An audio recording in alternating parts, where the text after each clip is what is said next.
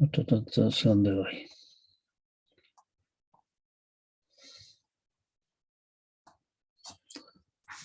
La clase de hoy vamos a dar una visión, una revisada muy somera al tema de algunos temas de conmutación de circuito.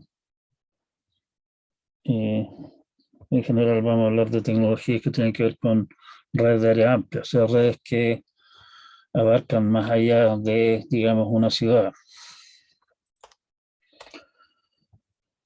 Hemos hablado de conmutación de circuitos. La idea es que se usa un camino dedicado entre dos estaciones. Puede ser bastante ineficiente, dado que la capacidad del canal está dedicada a ese par de estaciones durante la duración de la conexión, independiente de que lo estén usando o no. Y obviamente el armar el circuito toma tiempo, y obviamente también el volver a desarmar el circuito que se armó también toma su tiempo, pero eso no es tan relevante. La gracia sí es que una vez que el circuito está armado, una vez que se instaló la conexión, la transferencia es completamente transparente. O sea, simplemente estoy hablando con mi contraparte al otro lado y no tengo que estarme preocupando de nada más. ¿Sí?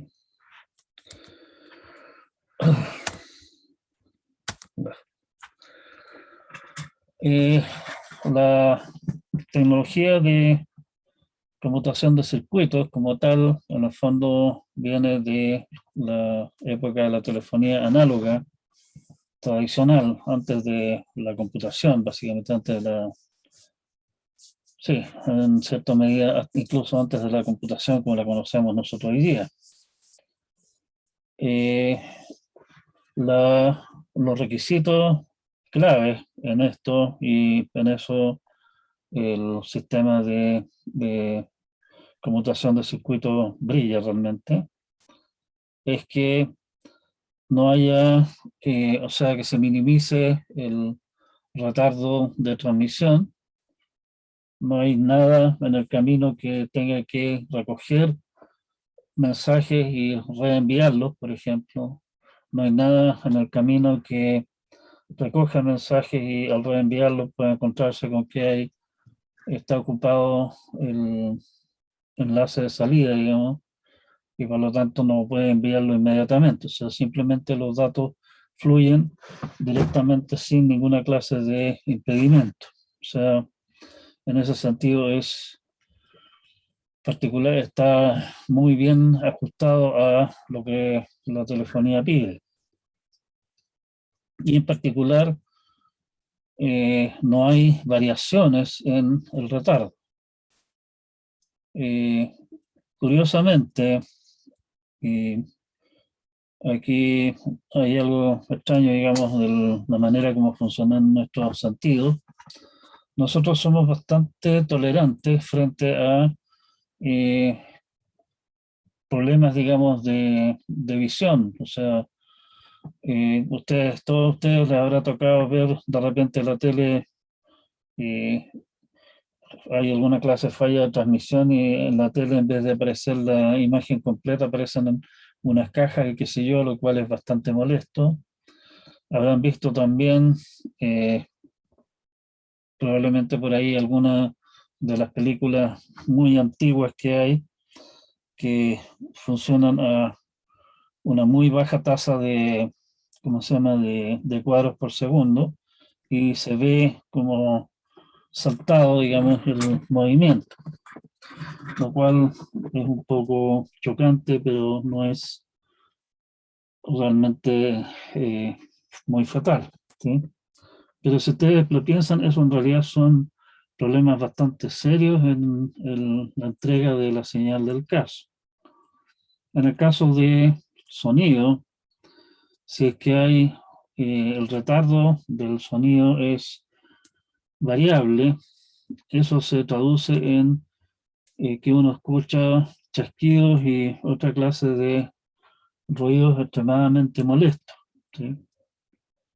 O sea, en ese sentido, curiosamente, en contra de lo que uno supondría, el oído es mucho más sensible, digamos, a problemas de transmisión de lo que es la visión. Y en particular es sensible a cosas que en el caso de la visión son bastante imperceptibles. O sea, por ejemplo, cambios en retardos variables o cosas así son extremadamente molestos.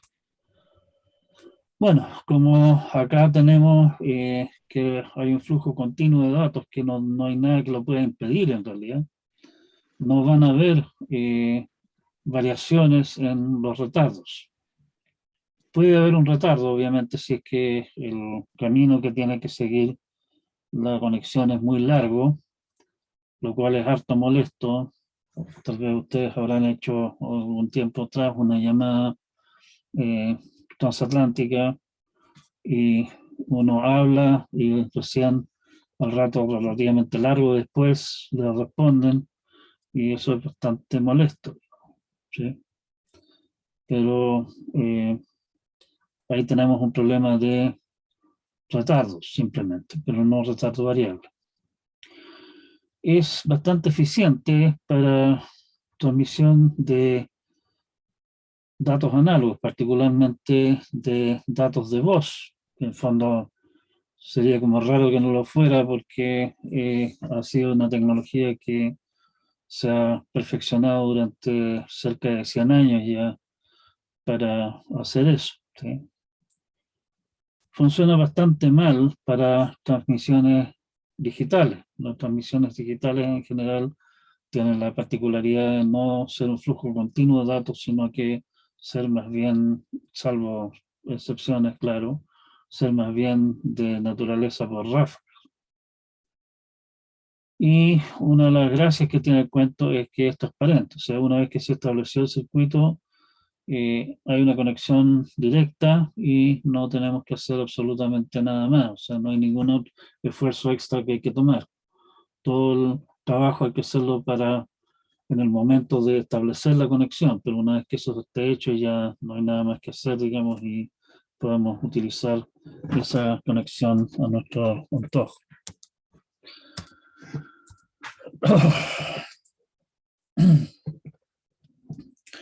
Eh, Cuando estamos hablando de redes, de circuitos conmutados, hay dos tipos de redes que se pueden construir. Se pueden construir redes que sin bloqueo, que básicamente permiten conexión simultánea de todos con todos. Cuidado, aquí estoy dando vuelta a lo que parece en la transparencia. Pero para el uso que se le pretende dar a esta clase de sistemas, el uso que tenían esta clase de sistemas yo creo que casi ya no existen ya. Esto definitivamente es extremadamente, ¿cómo se llama? Extremadamente costoso, digamos, no vale la pena. Piensen ustedes simplemente el teléfono de ustedes, qué fracción del tiempo lo están usando, ¿sí? O sea, la mayor parte del tiempo no existen conexiones entre cualquier par posible de personas que podrían estar hablando. La mayor parte del tiempo, muchos de los posibles participantes en las conexiones no están disponibles, no están conectados, ¿sí? Sin tener recursos disponibles como para poder conectarlos a ellos en cualquier momento, definitivamente es un desperdicio. Y eso nos lleva a redes con bloqueo. Una red con bloqueo tiene recursos suficientes para acomodar solamente a una fracción, a una parte de los posibles participantes, ¿sí?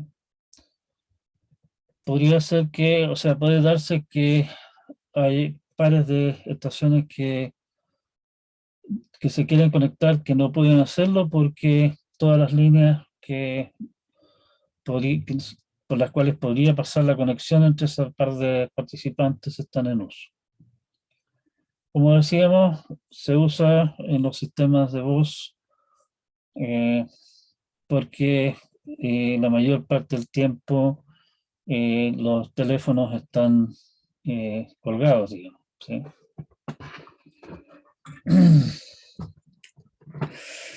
Si estamos pensando en conexiones de datos, claramente esperamos que, y aunque no sea tan así tampoco, digamos, pero por ejemplo, ustedes cuando conectan su computador a la red, esperan que esté conectado a la red el 100% del tiempo, ¿cierto? Y por lo tanto, si que queremos usar conmutación de circuitos con, eh, ¿cómo se llama? Con transmisión de datos, típicamente vamos a tener que tener algún esquema sin bloqueo.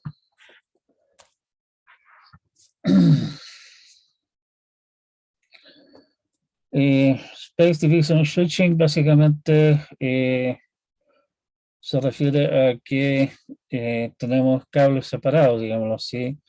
Los caminos que siguen las señales son físicamente separados los unos de los otros. O sea, básicamente tenemos un par de cables para un canal, otro par de cables para otro canal y así sucesivamente. ¿Sí? Aquí hay un montón de monos. Bueno, todas estas cosas, digamos, se conectan entre sí básicamente por equipos que permiten hacer las interconexiones y esos equipos no tiene mucho sentido entrar en esa discusión acá. Como digo, esas son tecnologías que están ya en franca retirada, así que todavía dan vueltas por ahí, digamos, ya no prácticamente han caído en el completo desuso. Time Division Switching, aquí esto es una primera idea que llevó, que iba en camino a lo que es computación de paquete. Básicamente la idea acá es crear circuitos virtuales, o sea, circuitos que no son reales, por la vía de asignarle tajadas de tiempo a los distintos circuitos en un enlace común. ¿Sí? O sea, estamos dividiendo una corrientes de datos de bajo flujo, digamos, las cortamos en torrejas y las vamos organizando en, para meterlas en un flujo de mayor capacidad. Y tenemos entonces lógica para hacer juntar esos flujos y separarlos también al otro lado. ¿Sí?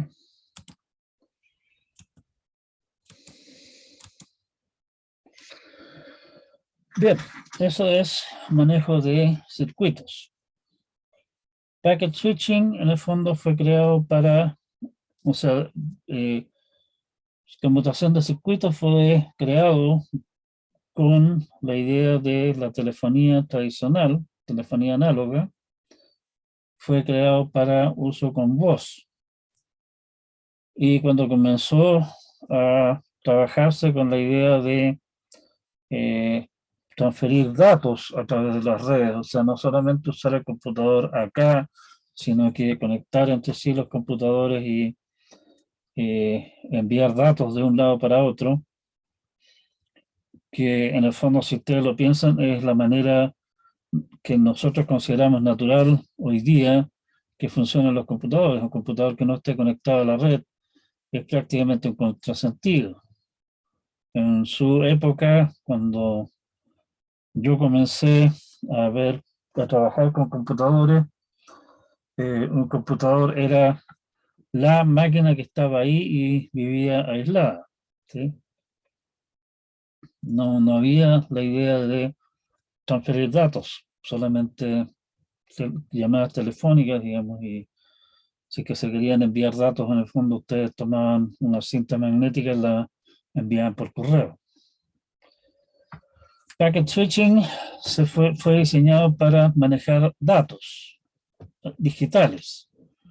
Al tener los datos en formato digital, obviamente ya lo hemos discutido varias veces, tenemos un montón de libertades que no tenemos con los datos análogos. Podemos hacer toda clase eh, de manipulaciones con ellos impunemente. Podemos comprimirlos, podemos dividirlos en trozos y recomponer al otro lado, qué sé yo, en forma bastante sencilla. O sea, todo eso son un programita chico para hacer toda esa clase de tareas. Tratar de hacer eso mismo con señales análogas significaría una circuitería pero realmente gigante. La idea entonces es transmitir un flujo de datos, una corriente grande de datos, picarla en pedacitos chicos, en paquetes y enviar los paquetes pequeños en forma independiente. Los paquetes, cada paquete contiene entonces, igual como podríamos pensar, por ejemplo, una carta, contiene información de datos, de los datos, el contenido propiamente tal del paquete y información de control. El, eh, el emisor y el destinatario, y qué sé yo, temas de cuando se envió información para lo que habíamos comentado antes de detección o corrección de errores, etcétera, ¿sí? Y también la información que pueda tener, que pueda manejar aparte algún mecanismo de ARQ que estemos usando para manejar errores y espacio para acuso recibo y otras cosas así que pueden ser necesarios para el manejo de errores o control de flujo. La información de control incluye, como ya habíamos dicho, direcciones, origen y destino. Y eso, de alguna, o sea, eso incide en lo que significa ruteo, o sea, qué camino hacemos que siga este paquete particular para ir de este origen y llegar finalmente a este destino. La idea de esto es que nuestra red consta de nodos que reciben paquetes a través desde uno de los enlaces a los que está conectado, posiblemente los almacena por un periodo muy corto antes de transmitirlo hacia el siguiente nodo en el camino al destino. O sea, aquí no hay una conexión directa entre origen y destino. En principio, cada paquete puede seguir un camino independiente de todo el resto del tráfico que hay entre ese par. Y la idea acá, en vez de una carrera, digamos, una maratón, es más bien una carrera de postas. O sea, tomo la posta y se la paso al siguiente, ¿sí?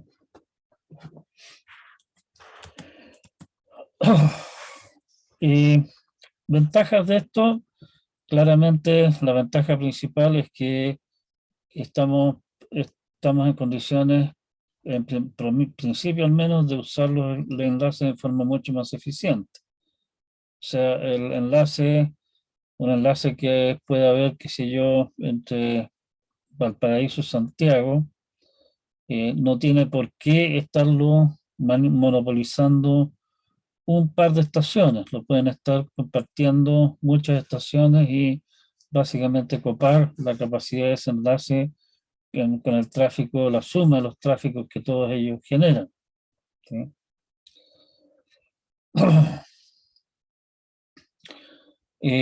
El hecho de que podamos almacenar paquetes por un periodo de tiempo antes de transmitirlos, y obviamente con la lógica adecuada al otro extremo, significa que podemos manejar el enlace a cerca de plena capacidad, porque significa en el fondo que si es que en algún momento el enlace está ocupado, podemos esperar un ratito a que el taco baje, digamos, y de ahí enviar nuestros datos. O sea, por ese lado también tenemos la posibilidad de aprovechar mejor la capacidad existente.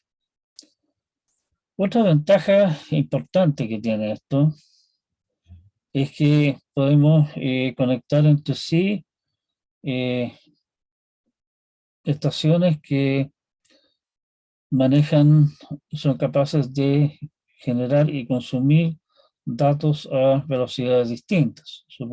Podemos tener, por ejemplo, a una estación que consume datos a una gran velocidad y enviarle datos a esa estación desde muchas estaciones que generan datos a velocidades bajas. ¿Okay? Una vez que se ponen los datos en el medio, en la red propiamente tal, viajan simplemente a la velocidad que maneja la red. O sea, pueden haber estaciones que generan datos lentamente, lo que significa que generan pocos paquetes por unidad de tiempo y otras que generen más. O sea, no, esa clase de diferencias de velocidad a las que se generan y se consumen los datos, siempre que estemos dentro de las capacidades correspondientes, claro está, no nos van a producir problemas propiamente tales con el funcionamiento de la red. Como tenemos la posibilidad de eh, almacenar los paquetes por algún periodo, podemos incluso como red aceptar tráfico, aceptar paquetes, a pesar de que la red en un momento dado esté ocupada, porque es natural, se espera que así funcione la cosa, que ¿cómo se llaman? Los datos se almacenen y se envíen cuando la red, digamos, se envía en el siguiente paso cuando la red estime conveniente. Y la otra cosa que también es importante en esto es que tenemos la posibilidad de poner prioridades. Oiga, este tráfico de acá es urgente, envíelo antes del otro tráfico que hay. ¿Sí? Podemos en realidad extender esta idea a lo que se llama calidad de servicio, o sea, ofrecer distintos tipos de tráfico, o sea, manejar el tráfico de tal manera de que cierto tráfico sea prioritario, a ciertos flujos de datos o ciertas conexiones en el fondo, eh, asegurarle una cierta capacidad mínima. Obviamente eso va a significar de que pueda, para garantizar esa capacidad mínima disponible para esa conexión, le demos un servicio peor a otros, ¿okay?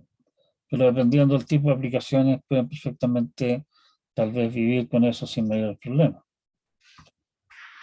Esa clase de cosas de poder manejar prioridades y poder garantizar ciertos parámetros, digamos, del servicio que se está ofreciendo, le llaman calidad de servicio.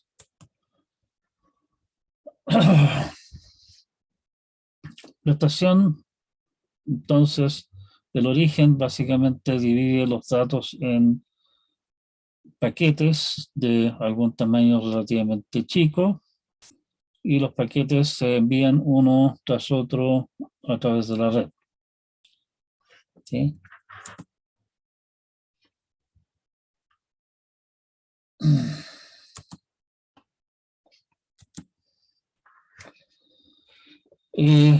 Bueno, dijimos que ya habíamos hablado un poco de esto, se pueden manejar ya sea conexiones, como lo que comentamos nosotros para TCP, o manejar datagramas, que básicamente un datagrama es una manera muy,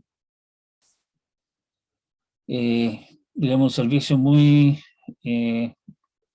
simple, que consiste en yo acepto su paquete, su mensaje, voy a hacer un esfuerzo de hacerlo llegar al destino, si llega, maravilloso, si es que no llega, yo me lavo las manos, yo simplemente hice la tarea de recibirlo y enviarlo, nada más, eso es todo lo que estoy ofreciendo, ¿sí? Y vimos que en realidad eso, o sea, si lo piensan un poco, si uno tiene que programar frente a cosas que funcionan de esa manera, en realidad es un cacho terrible, digamos, y frente a eso, entonces TCP/IP ofrece el servicio de TCP, que simula una conexión confiable bidireccional entre origen y destino, ¿sí? Que en el fondo, si ustedes lo piensan, viene a ser una cosa así como establecer un circuito virtual. Pero podemos ir más allá, o sea, yo podría establecer un circuito virtual a nivel de red, no a nivel de TCP, digamos que a nivel de transporte de datos. Y básicamente hacer a través de, por la vía de enviar, bueno, TCP hace eso precisamente, genera un circuito virtual. Y la red subyacente puede ofrecer un servicio mediante el cual o funcionar de tal manera de que se dé cuenta, digamos, de que un cierto, los paquetes, entre ciertos paquetes entre un origen y un destino, un port origen y un port destino, digámoslo así, en términos de TCP/IP, se manejen como un circuito conmutado virtual, ¿sí? Eh, y por esa vía, entonces, podemos, si es que la red se entera, digamos, aquí hay un flujo de datos continuo entre A y B, en vez de tener que estar tomando la decisión, recalculando, digámoslo así, la decisión de hacia dónde retransmitir lo que llega al siguiente paso, es simplemente asignarle hacer esa decisión, fijarla, digamos, decidir un camino y hacer que todo el tráfico siga ese camino sin tener que recalcular tanto en cada paso, ¿sí? En ese sentido es que dice aquí que los paquetes se pueden retransmitir más rápido. En el fondo recordé que para llegar a B, desde donde estoy parado en este momento, tengo que seguir el camino tanto y no tengo que volver a hacer todas las consultas del caso para ver cuál es el camino mejor para llegar a B desde acá. La otra opción que hay, que nosotros ya lo vimos cuando hablamos de UDP, es la opción de datagramas. Como decíamos, es un, ¿cómo se llama? Un servicio mucho más básico, es como lo mínimo que se puede ofrecer desde el punto de vista de la red. Tomo sus datos y voy a hacer un esfuerzo de que lleguen a su destino, pero no me preocupo del tema más allá, cualquier otra cosa que quiera ver es responsabilidad suya, digamos. Eh, Como estamos hablando de datagramas aquí, y lo vimos también cuando discutimos la API Circuit, aquí no hay que estar estableciendo ninguna conexión al servidor ni nada, sino que simplemente vamos y enviamos datos. O sea, no hay que establecer primeramente una conexión, un circuito virtual al destino, ¿sí? En ese sentido, no hay un tiempo que se gasta en armar la conexión y también el correspondiente tiempo para desarmarla al final. O sea, en ese sentido, los retardos que tiene un servicio de datagramas en principio es menor. Es mucho más flexible, en el sentido de que puedo llegar y enviar datos a cualquier destino en cualquier momento sin tener que hacer toda clase de burocracia previa. No tengo por qué acordar con mi contraparte que le voy a enviar datos, ¿sí? Aquí dice que esto es más confiable en realidad es todo lo contrario. La definición de datagrama de por sí es que los datagramas en sí no son confiables. Se envía y no tengo ninguna clase ¿cómo se llama?, de retroalimentación de que me diga que mis datos llegaron o no llegaron, salvo que yo arregle alguna cosa de algún esquema de retroalimentación explícito con mi contraparte, ¿sí? La red como tal, digamos, no, el manejo de la red como tal, de esta clase de cosas no se preocupa para nada.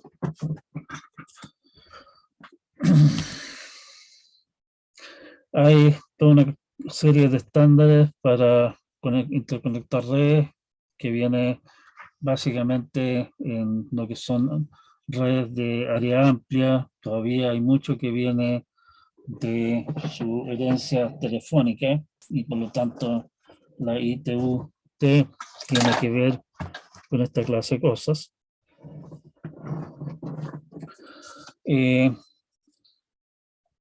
Hablan aquí de ISDN. ISDN es Integrated Services Digital Network. La idea de ISDN fue una idea de una red telefónica que integraba telefonía y transmisión de datos, ¿sí?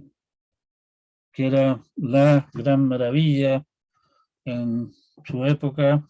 Yo no recuerdo haber visto ISDN acá en Chile, así que existió solamente probablemente a nivel de algunas empresas particulares, digamos. Un primo mío en Alemania, en su época, estamos hablando de los años 90 por ahí, tenía teléfono ISDN en la casa. O sea, tenía el teléfono y por la misma línea telefónica también podía traficar datos, ¿sí? Esa clase de cosas, digamos, con sus geniales velocidades de transferencia de datos del orden de, me parece que eran 50 kilos por segundo, cosas por el estilo, kilobits por segundo, eran la maravilla del momento y hoy en día no darían ni siquiera para reírse. Así que eso lo vamos a simplemente omitir. ATM, método de modo transferencia asíncrono, es una idea de manejar que fue inventada fundamentalmente por compañías telefónicas con la idea de usar tecnologías de conmutación de paquetes para manejar grandes velocidades de conexiones telefónicas de grandes velocidades a distancia grande. Como habíamos comentado, uno de los requisitos críticos en la telefonía es tener un flujo continuo de datos, ojalá retardos poco variables, porque son extremadamente molestos en el sonido, y por lo tanto ATM, para evitar tener que esperar que un paquete tenga que esperar algún otro paquete grande, digamos, que sea transmitido, definió paquetes de tamaño pequeño y fijo. Pequeño para evitar retardos, digamos, por tener que esperar a otros paquetes, y fijo para simplificar obviamente todo el procesamiento de el cuento. Y sobre todo sobre esa base, digamos, se construyó toda una colección de capas, digamos, hacia arriba. Algún pelador por ahí dice que ATM, la abreviatura significa Another Technical Mistake. Algún pelador por ahí dijo que ATM era la solución de los años 2000 de parte de las compañías telefónicas para los requerimientos de transmisión de datos de los 80. O sea, esta fue una tecnología que nunca aprendió, digamos, y la Santa María estuvo conectada a la red a través de ATM durante algún tiempo, y me acuerdo que por ahí, por el año 2010, me parece que fue, finalmente se desconectó la Universidad de Santa María de la red ATM, para gran felicidad de nuestros proveedores de servicios de Internet, que nosotros éramos, me parece que éramos el último nodo que iba quedando de ATM en la quinta región, uno de los pocos que quedan en Chile, ¿sí? En su oportunidad, cuando empezó todo este cuento a principios de los años 2000, agarró vuelo, digamos, y ahí está la locura. Ofrecieron la posibilidad de comprar a mitad de precio tarjetas ATM para poder conectar directamente el computador de uno a la red ATM y no tener que pasar por esa cosa de la red IP. Y esas tarjetas ATM que estaban a muy, muy buen precio, mitad de precio, alguna cosa así era la cosa. Si ustedes hacían el cálculo, la tarjeta salía el equivalente moral de hoy día como 1,5 millones de pesos, ¿sí? Para un computador. Como ustedes se imaginan, todo el mundo compró tarjetas ATM para sus computadores. Estamos todos en la universidad conectados a ATM. ATM fue una tecnología que ya fue, así que no tiene más sentido ver con este cuento, digamos. Así que vamos a saltarnos este cuento, y por eso, como les decía, vamos a hacer una rápida pasada solamente por estos temas. Redes de área amplia, entonces, se usan o se usaron durante mucho tiempo redes de comunicación con conmutación de circuitos, y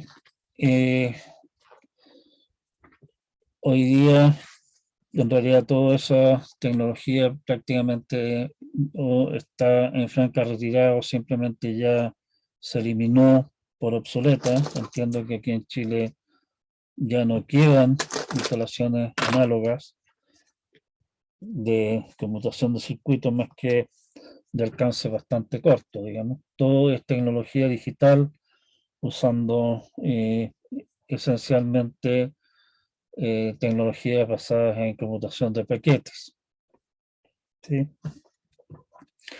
Han habido algunos intentos de las compañías telefónicas de retomar su preponderancia en el área, particularmente lo que fue ATM, pero eso fue. O sea, hoy día la tendencia, como ya habíamos comentado antes, es hacia lo que se llama convergencia, o sea, usar en el fondo redes de datos para transferir datos digitales, para transferir telefonía, voz, y para transferir video y otros medios.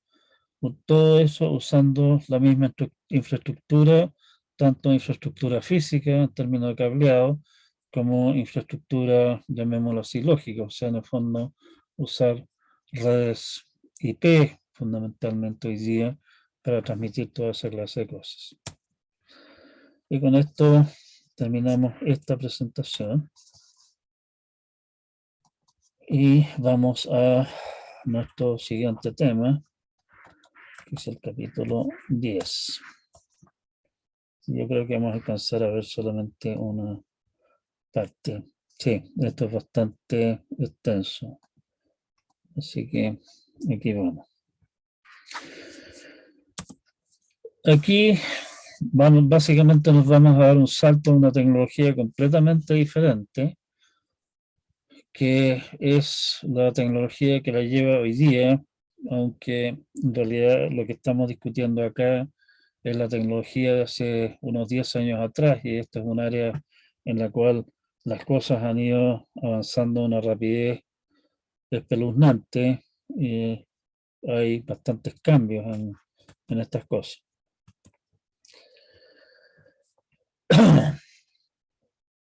Bien, ¿cuál es la idea de redes celulares? Y aquí viene el nombre de celular también. La idea de las redes celulares, lo que se busca finalmente es aumentar la capacidad disponible para los servicios de telefonía, de radio móvil. ¿Sí?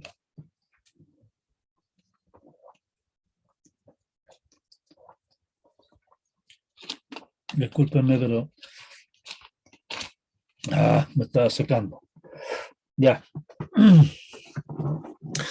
Antes de la radio celular, básicamente el servicio móvil se proveía, se había provisto por un transmisor receptor de gran potencia.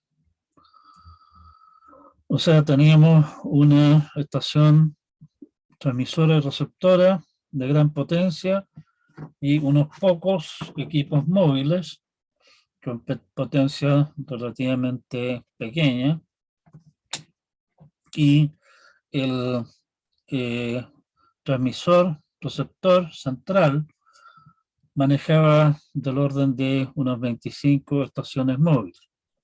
¿Sí? Y el cuento tenía un alcance efectivo de unos 80 kilómetros, o sea, perdón, maneja 25 canales y obviamente, como siempre, podemos usar un canal siempre que esté libre, digamos. ¿Sí?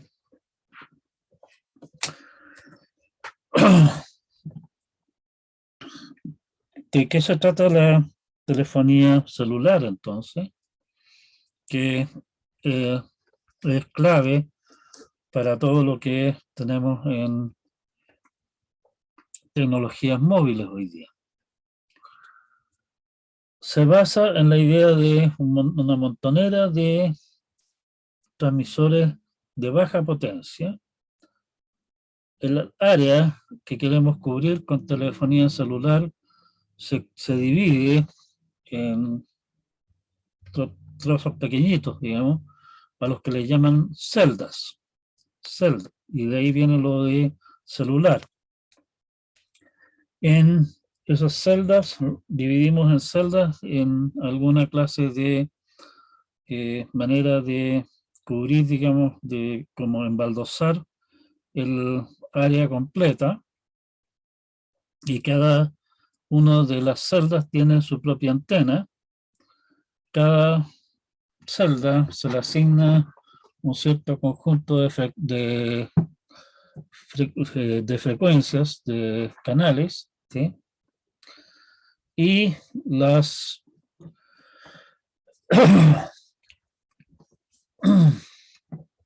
cada celda entonces tiene una estación base que tiene un transmisor, un receptor y una unidad de control. Y obviamente lo que hacemos es asignar frecuencias a celdas vecinas de tal manera de que no interfieran. O sea, si estamos usando en esta celda las frecuencias, por decir algo, del 1 al 10, en la celda vecina estamos usando las del 11 al 20, ¿sí? De manera de que no interfieran. Claro, la celda de más allá, digamos, esa puede volver a usarla de 1 al 10 porque no va a producir interferencia con lo de acá, está demasiado lejos. Estamos usando transmisores de potencia baja.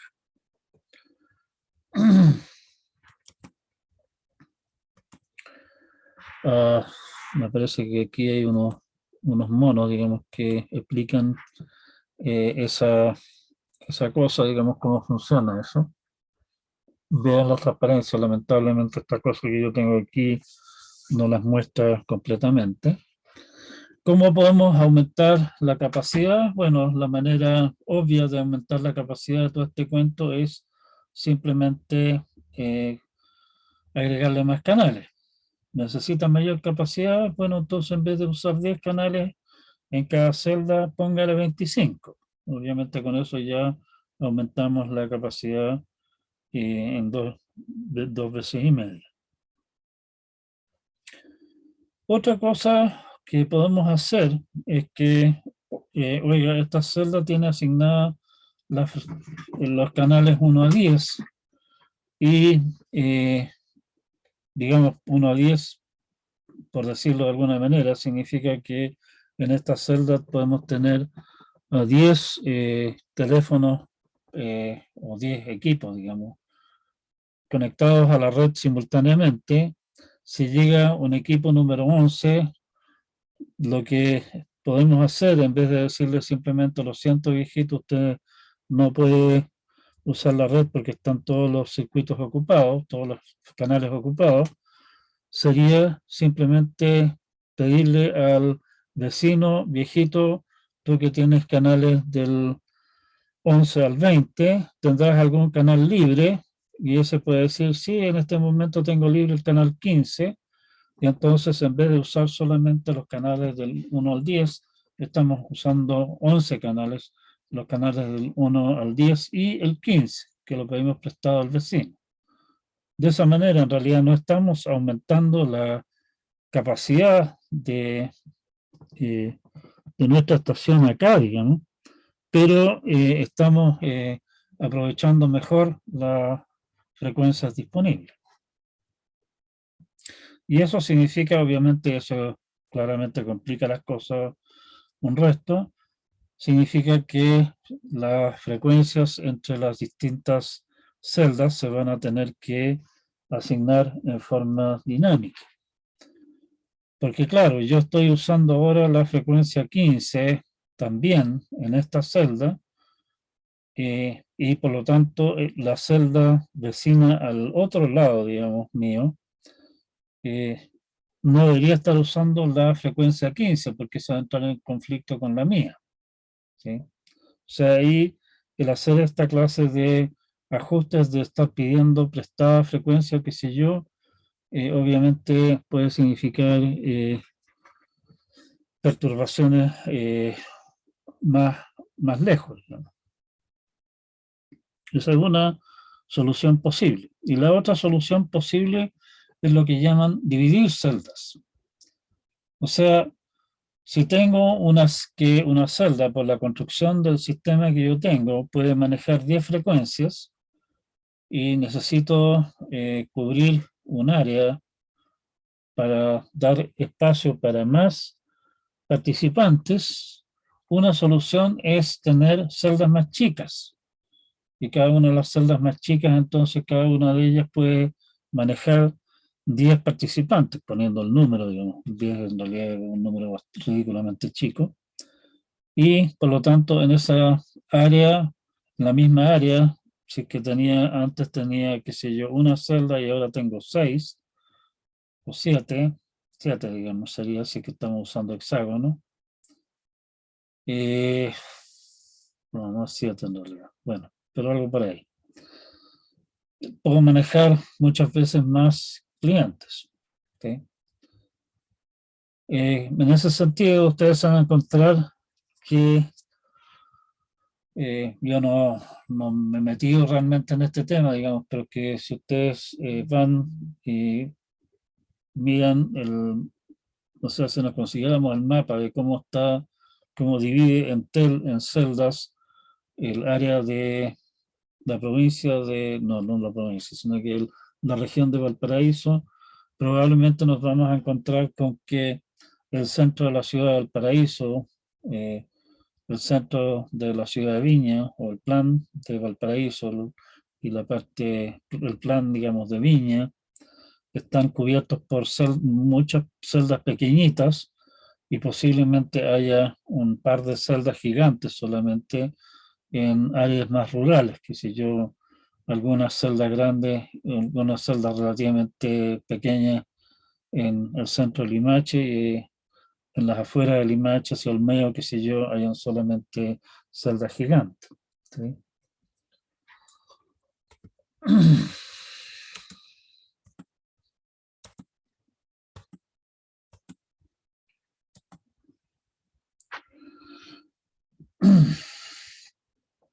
Bueno, entonces,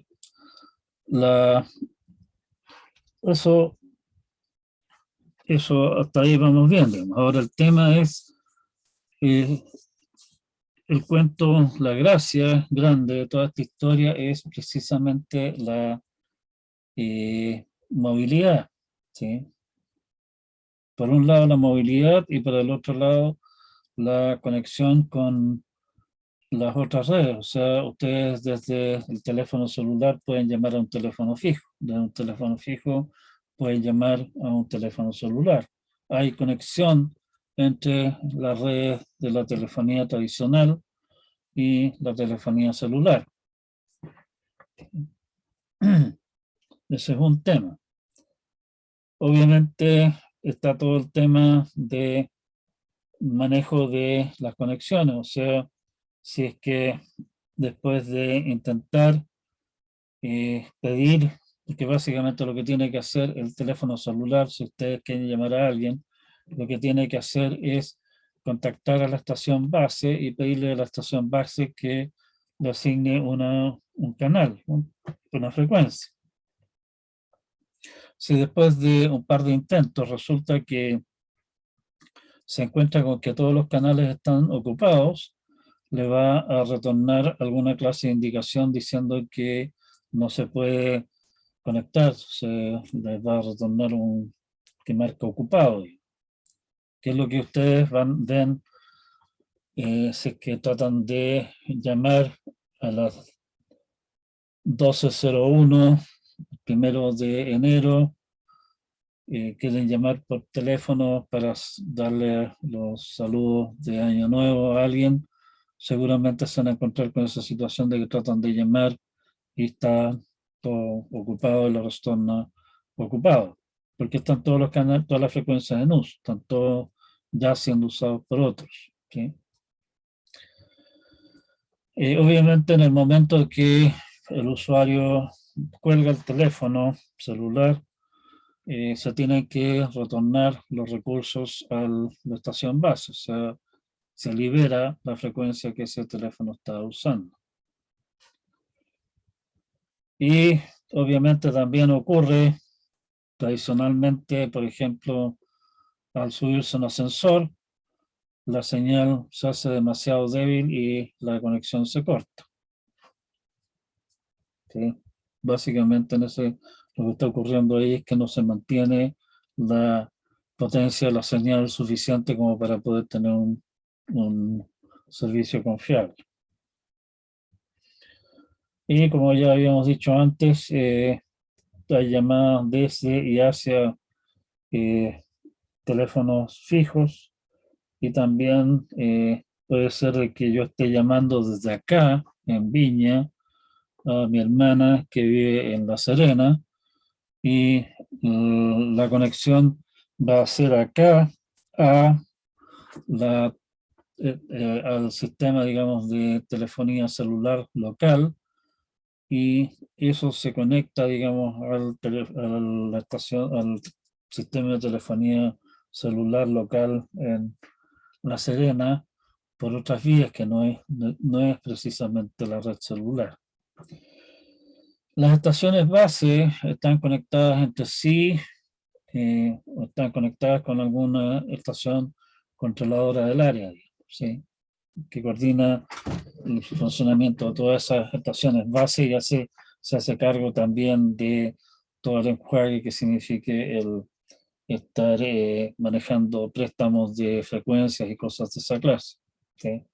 Y también, o sea, obviamente, si es que yo estoy aquí en mi casa, llamo por teléfono celular a una persona que está en una celda distinta, bueno, los datos que fluyen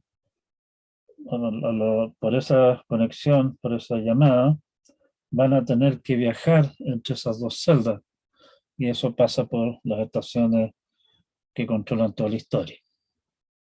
Ese, digamos, es el tipo de funcionalidades que nos ofrece esto. Con esto todavía estamos dejando fuera, ¿sí?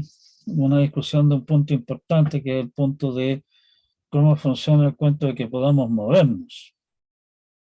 Pero hasta el momento, de alguna manera, estamos suponiendo que estamos fijos, o sea, estoy usando una estación base a la que me estoy conectando. Estoy sentado en mi casa hablando por teléfono. Pero ¿qué pasa si que voy, qué sé yo, en auto camino a Santiago?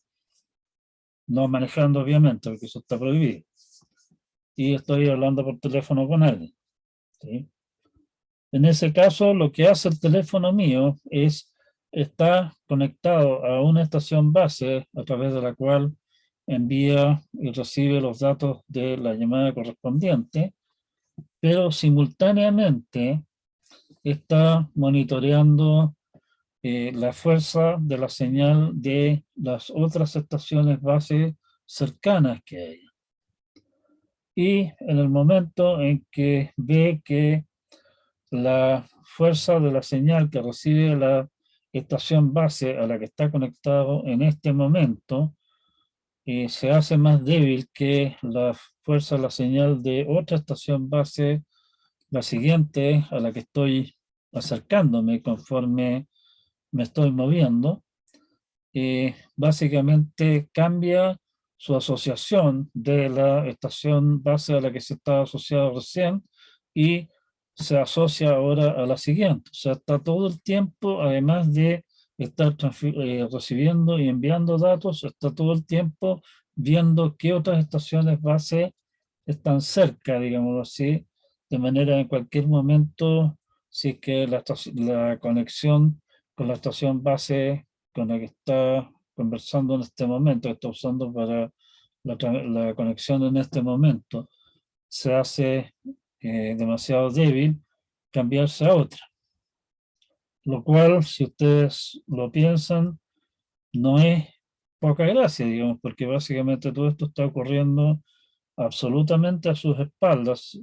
La conexión a la red telefónica que ustedes tienen va cambiando de minuto a minuto y en ningún momento se corta la conexión para retomarse una conexión nueva, digamos, sino que básicamente para ustedes ni siquiera se dan cuenta de que existe este fenómeno.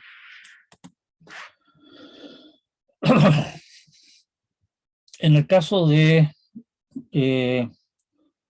equipos móviles en general, y particularmente también en celulares, obviamente, hay una serie de efectos de propagación de la señal que se hacen notorios, en parte por el hecho de que los equipos son móviles y en parte por, bueno, otras consideraciones, digamos, ¿sí?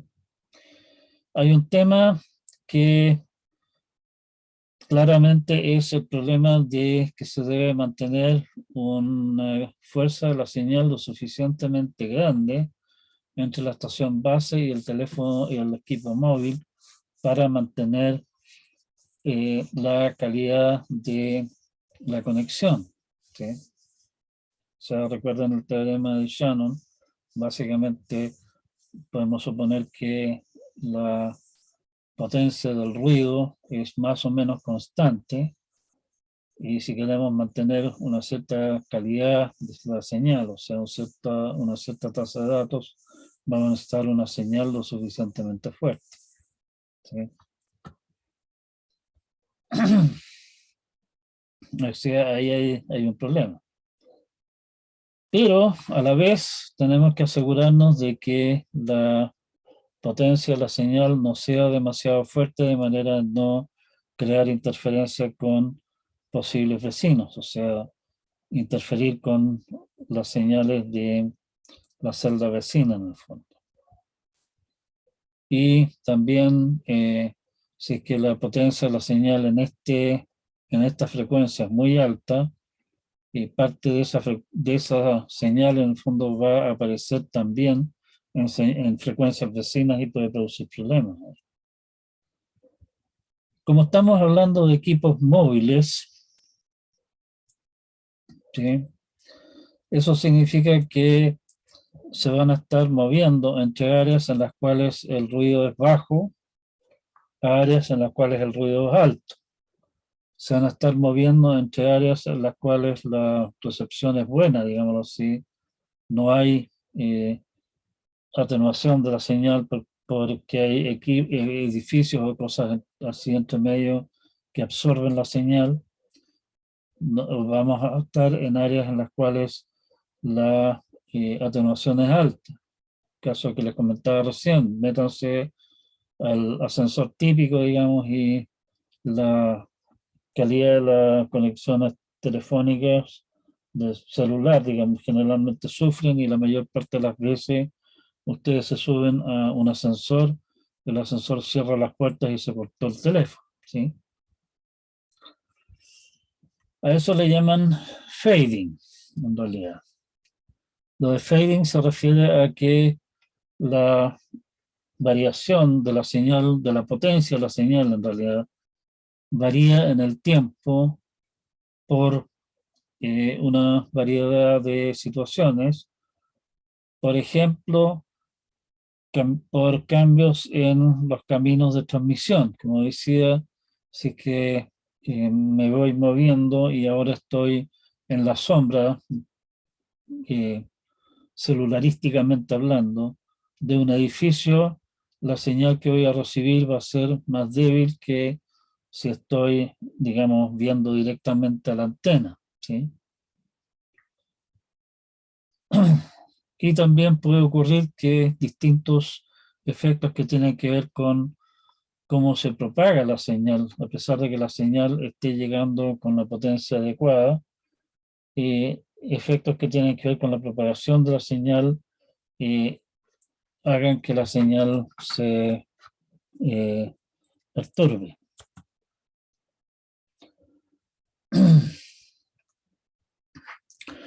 Los, los efectos correspondientes, digamos, primeramente tenemos un efecto claro que es que, dado que queremos abarcar una cierta área, con una señal lo suficientemente potente en los bordes del área como para que la cosa funcione bien, eso nos dicta una potencia para la estación base, ¿sí? Y también, obviamente, una potencia en las estaciones móviles, en los teléfonos.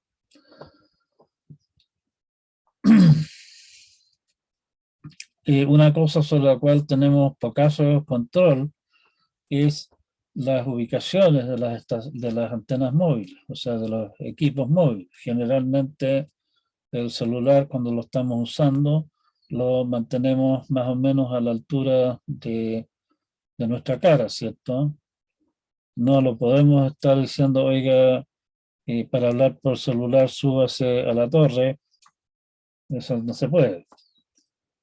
Sí tenemos control sobre dónde ponemos las estaciones base y con la idea de, ojalá, poder impedir gran parte de lo que son obstáculos de línea visual entre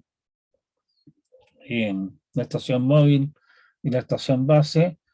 Vamos a poner las antenas de las estaciones base ojalá en puntos altos. O sea, eso es el famoso cuento de las antenas de celulares, que les ha dado últimamente por camuflarlos como palmeras o cosas así.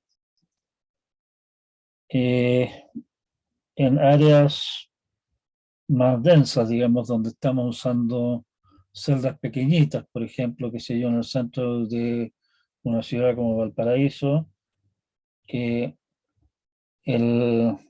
poner las antenas en gran altura en realidad no es tan relevante porque al final van a tener solamente un alcance de unas pocas decenas de metros, cientos de metros tal vez. Y en ese caso muchas veces se usan antenas más pequeñas que se pueden colocar a una altura, por ejemplo, en el costado de algún edificio relativamente alto, no hay que estar instalando torres especiales, ¿sí? Los efectos de programación, de propagación son dinámicos, van variando con el tiempo y son bastante difíciles de predecir. Son dinámicos porque ¿cómo se llama? La configuración de los objetos varía por cosas tales como desde que se construyen nuevos edificios, que pasó un camión, digamos, y el camión hizo sombra, lo que sé yo, cambian las condiciones atmosféricas y eso también cambia las condiciones de propagación de las ondas y así sucesivamente. y por lo tanto se usan eh, modelos basados en mediciones generalmente hechas en el área de Tokio, ¿sí? Porque los japoneses son pioneros en todo este cuento de telefonía celular y Tokio es una ciudad gigante, digamos, y los japoneses son japoneses, ¿sí?